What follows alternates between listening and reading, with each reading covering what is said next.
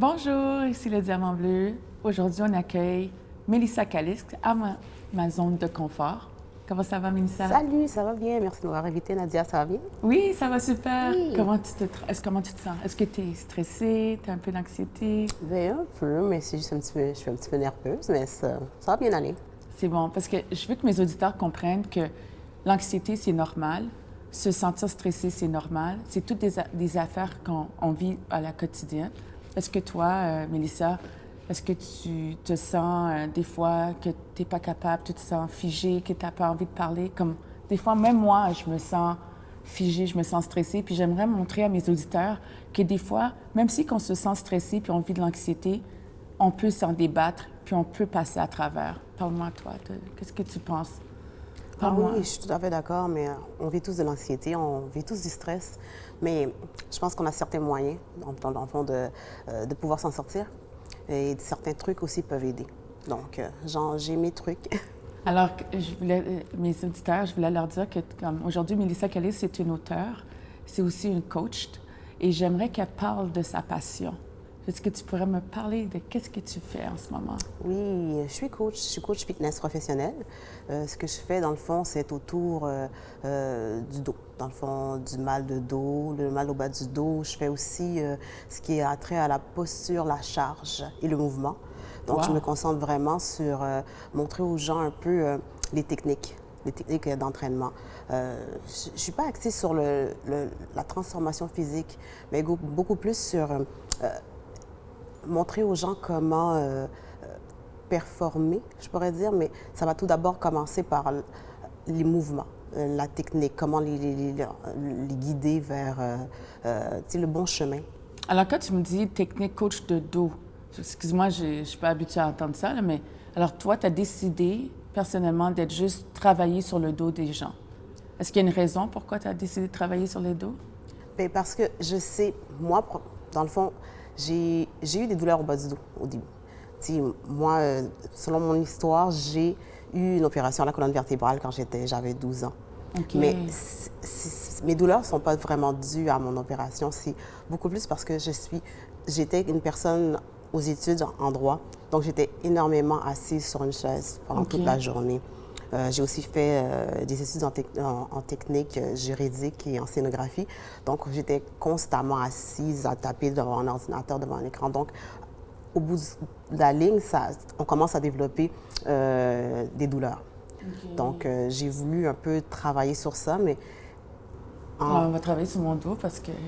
OK. oui, mais justement, quand j'ai découvert le fitness, ça a été vraiment un pur hasard. Je suis juste allée au gym comme ça pour me sentir mieux. Puis ça a cliqué.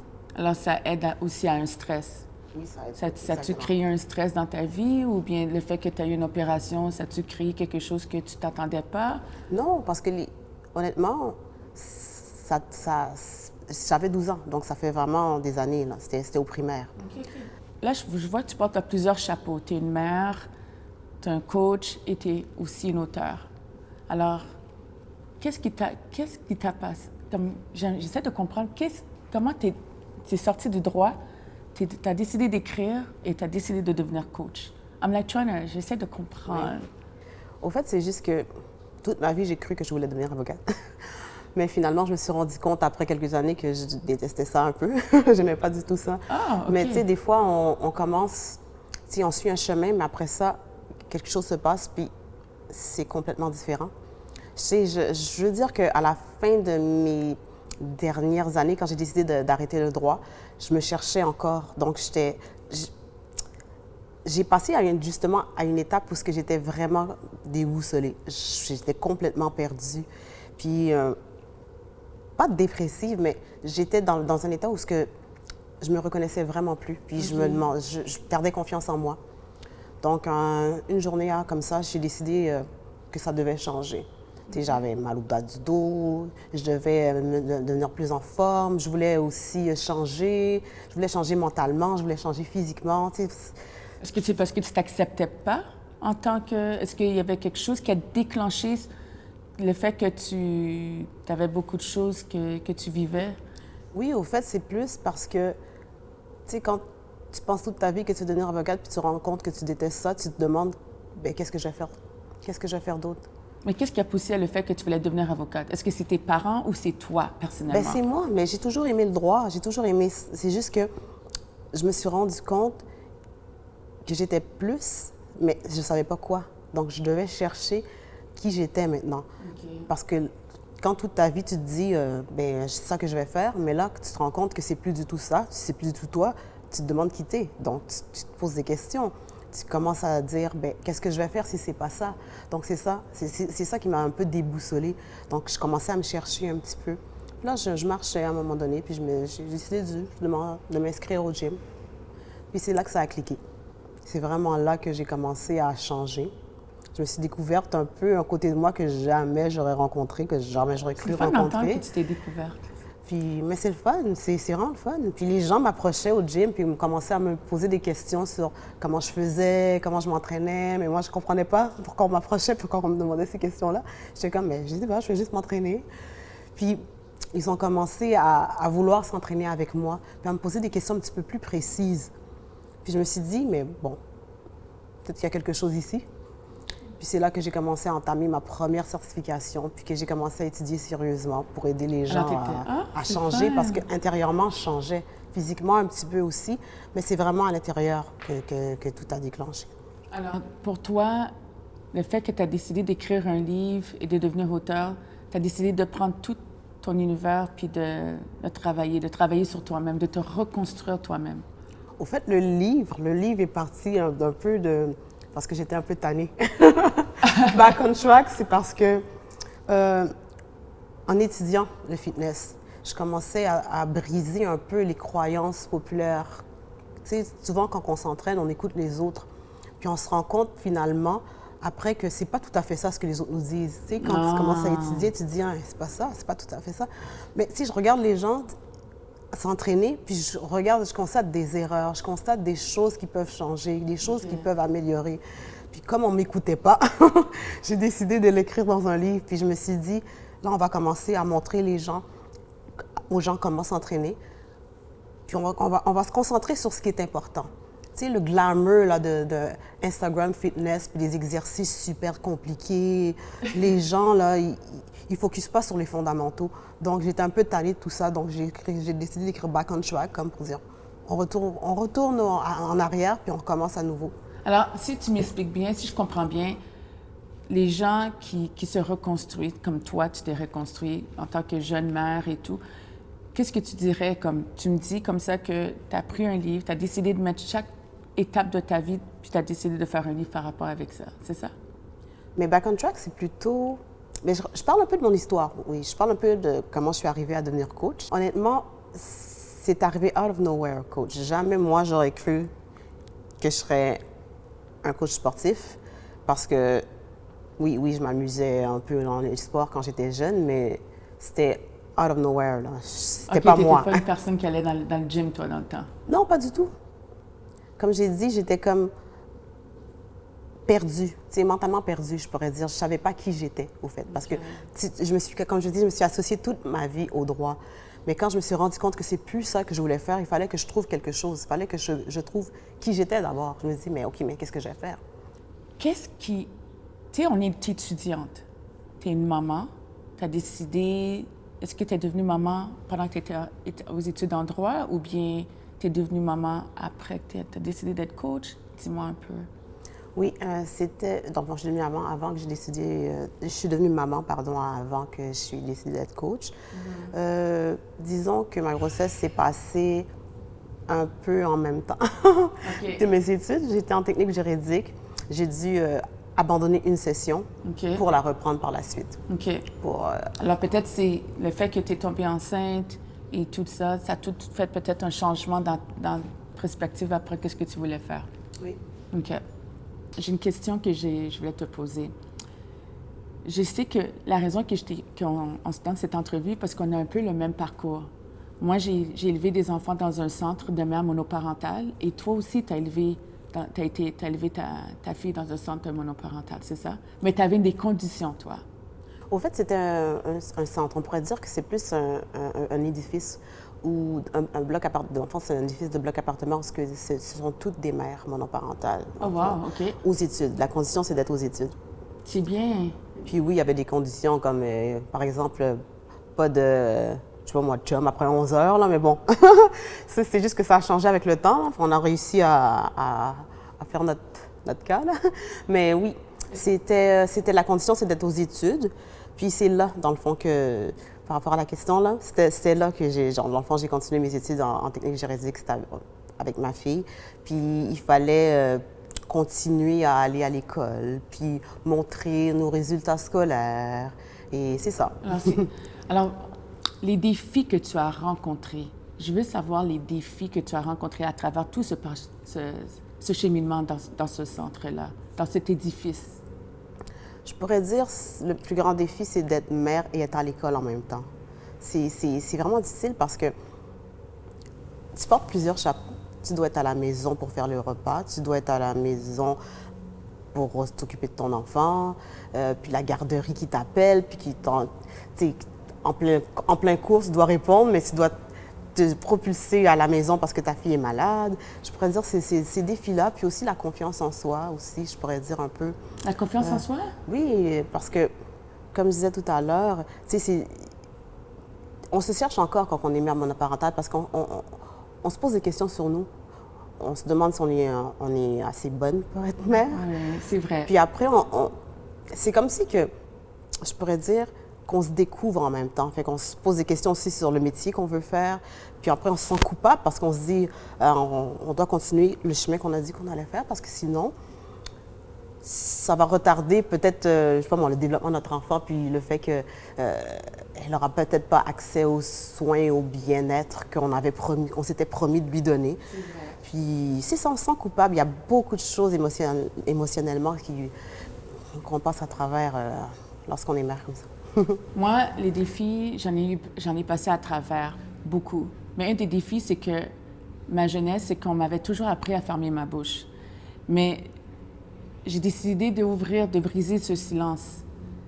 Puis le défi que j'ai rencontré, c'est que je voulais pas faire les mêmes erreurs que mes parents avec mon enfant. Est-ce que toi, tu as rencontré ce défi-là, comme parler à ton enfant? C'est quoi le défi que tu as rencontré en étant dans un édifice, étudié, étant maman, porter ce chapeau? Parce que tu as dit quelque chose de vraiment deep. Tu as dit, je me recherchais. Alors, tu te recherchais comment? Comment tu te recherchais? Parce que tu ne savais pas comment gérer ton stress par rapport avec ton enfant?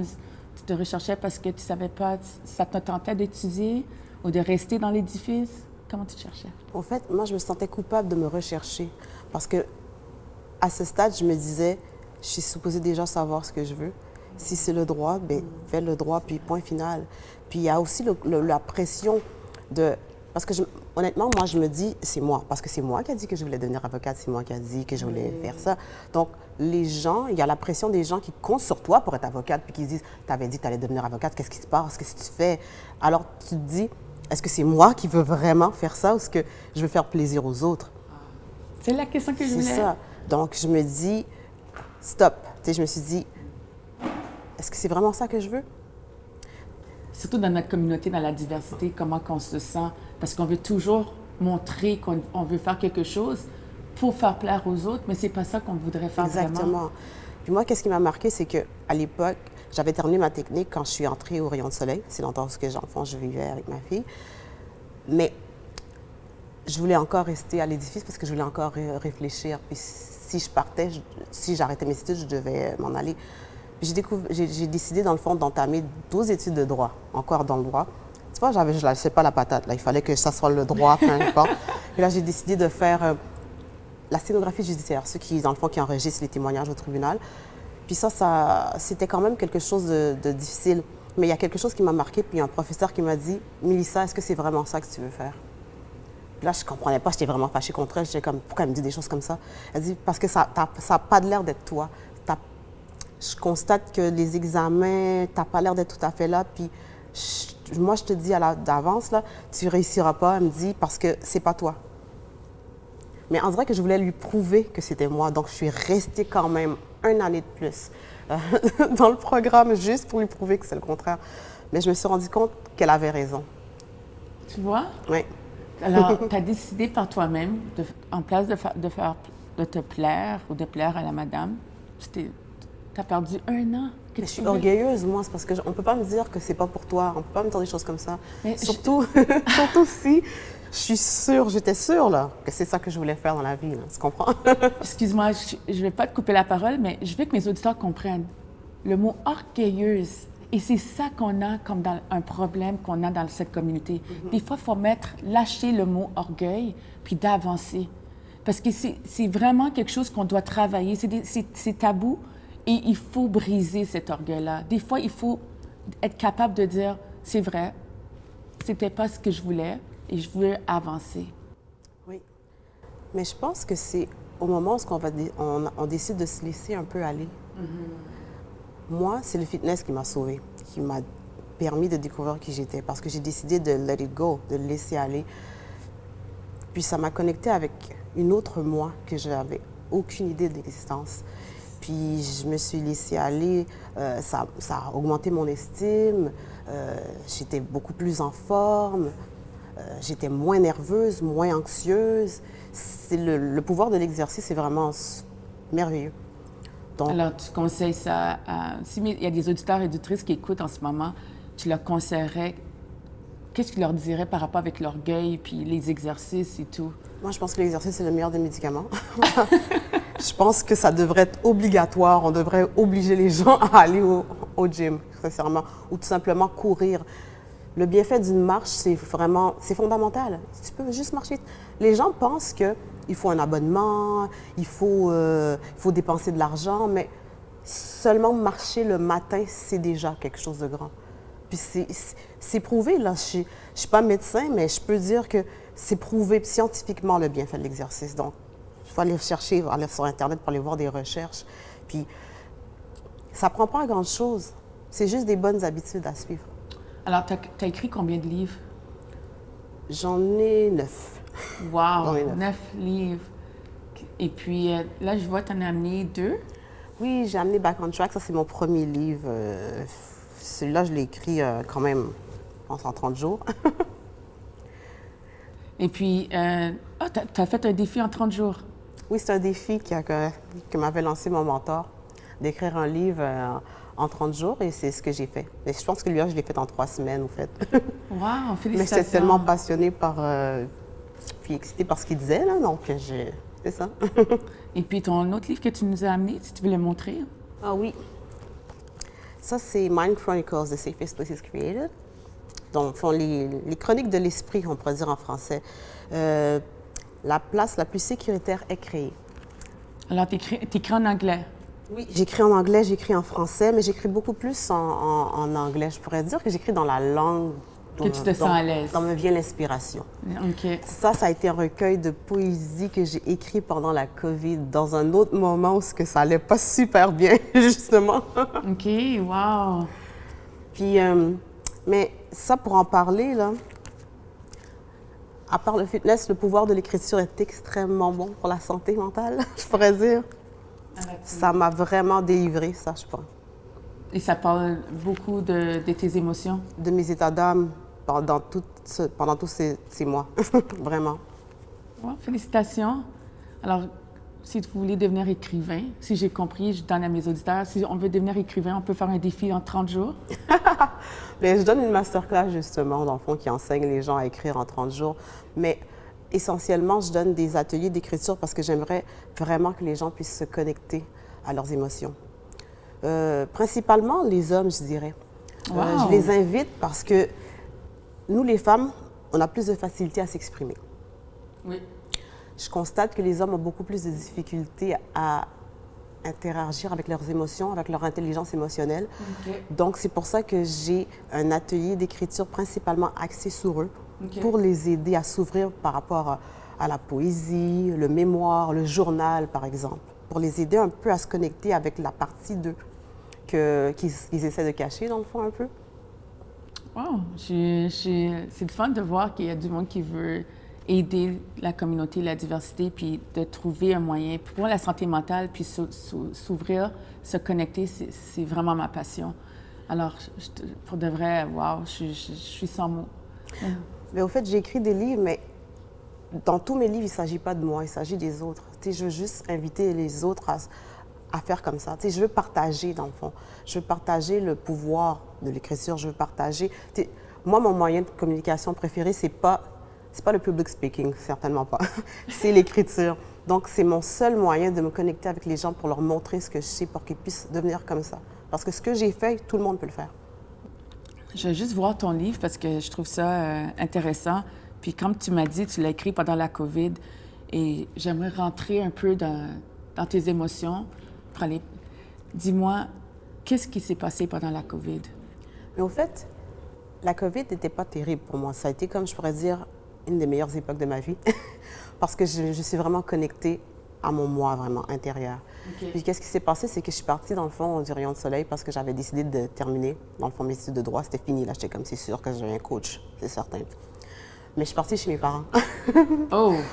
Mais on connaît dans le fond la réalité de vivre avec nos parents oui. Lorsqu'on est préalablement vécu seul. Pendant ça faisait plus de 5 ans là que je vécu. Donc là, c'est comme 2 générations différentes. Puis ça a explosé. C'était terrible. Alors, pendant la COVID, tu es retourné chez tes parents. Tu as habité avec tes parents. Et ça ne s'est pas bien passé. Non, ce sont des super personnes. C'est juste qu'on est 2 générations différentes. Puis ça fait des flamèches. Mm-hmm. Puis je passais à travers. C'était fou. Je me reconnaissais même pas. Il y a des crises de colère que je passais. Puis que je comprenais même pas qu'est-ce qui m'arrivait. Parce que je me sentais pas comprise. Ils comprenaient pas ce que je devenais. Tu as laissé tes études, ce qui se passe, tu veux devenir coach, qu'est-ce que tu fais? Tu veux devenir entrepreneur. Ça marchait plus du tout. En sortant, oui. Tous les jours, je sortais dehors parce que c'était ma thérapie d'aller près de l'eau. Puis je commençais, dans le fond, ça commençait... Près de l'eau, c'est pour ça que ton image est il y a beaucoup d'eau. Moi, je suis vraiment connectée à l'eau. Ouais. Donc, j'amenais avec moi un crayon, puis un bloc-notes, puis j'écrivais des choses. Puis à un moment donné, je me suis dit, wow. C'est comme, je lisais dans le fond parce que c'est de la poésie. Je lisais mes mots. Puis c'est comme ça que j'ai remarqué que la poésie, dans le fond, c'est un miroir. L'écriture, c'est un miroir. Donc, je lisais mes mots, puis je regardais, puis je me disais, mais ça n'a pas de bon sens. C'est fou. J'ai vu dans une de tes poésies, tu as écrit « No ». « No, I say no ». Qu'est-ce que tu veux te dire comme non, on dit non? T'as appris à dire non? J'ai appris à dire non. J'ai appris à dire non aux autres, non. Non par rapport à ce que vous voulez projeter sur moi. Bien, c'est non. Je veux être qui je suis, j'accepte qui je suis maintenant. Donc, ne me projetez pas vos espoirs sur moi. Donc, c'est ça que ça veut dire non. Alors, quelqu'un qui aurait de la misère à dire non, comme tu leur dirais d'apprendre à dire, qu'est-ce que tu leur dirais? Une personne qui a vraiment de la misère à dire non. Je vais te dire, moi, je suis cette personne. Mais qu'est-ce que tu dirais à une personne comme moi qui est... Moi, disons, j'aime écrire, mais toi, comme tes émotions, parce que ça, c'est pendant la COVID. Puis il y en a beaucoup de personnes qui ont passé à travers pendant la COVID. Comme ça. Moi, je pourrais dire, une personne qui voudrait dire non, c'est très important de pouvoir se connecter à qui elle est, découvrir qui elle est. Moi, j'ai découvert qui j'étais avant de pouvoir dire non. C'est la seule manière de pouvoir, dans le fond. Pendant la pandémie, tu as pleuré, tu as eu des émotions, tu étais dans... Quel était tes états d'âme? J'étais tellement déboussolée que je pensais même que c'était même pas pour moi être coach. J'étais rendue que j'étais perdue, j'étais encore pris dans le même engrenage. Okay. Je comprenais plus, tout à fait. Donc, c'est vraiment l'écriture, cette fois-ci, qui m'a sauvée. Oh, wow! En tout cas, Mélissa, je sais même pas quoi te dire parce que je trouve ça vraiment... la première chose que j'ai vue quand je regarde ton livre, je regarde l'eau. Puis pour moi, ça vient me toucher parce que tu es dans ton zone de confort. C'est ma zone de confort, là. Alors, comme ici, le Diamant Bleu, c'est ma zone de confort et tu es dans ma zone de confort et tu es la bienvenue. C'est une place où est-ce qu'on échange, qu'est-ce qu'on vit. On se sent à l'aise. C'est comme si on était dans un docteur, mais on n'est pas dans un docteur, on est dans notre zone à nous. Comme que toi, tu as écrit ton livre. Je te félicite énormément. Merci. Mélissa, si quelqu'un aimerait te suivre, quelqu'un aimerait prendre en contact avec toi, est-ce que tu aurais des informations à donner, partager avec nous en ce moment, avec nos éditeurs et éditrices? Oui, je suis sur tous les réseaux sociaux, Instagram. Oh, je suis sur Instagram, Facebook, LinkedIn. Je suis aussi, vous voulez aussi mon site internet www.cinemel.com. Donc, Je suis accessible, donc joignez-vous à moi. Ça me ferait plaisir de vous connaître. Merci beaucoup, Mélissa. À tous mes auditeurs et auditrices, j'espère que vous avez aimé cette belle présentation. N'oubliez pas de me suivre, le Diamant bleu de Nadia. Merci beaucoup à mes commanditaires qui ont cru en moi et qui ont cru en nous. Merci encore. Passez une très belle journée. Au revoir.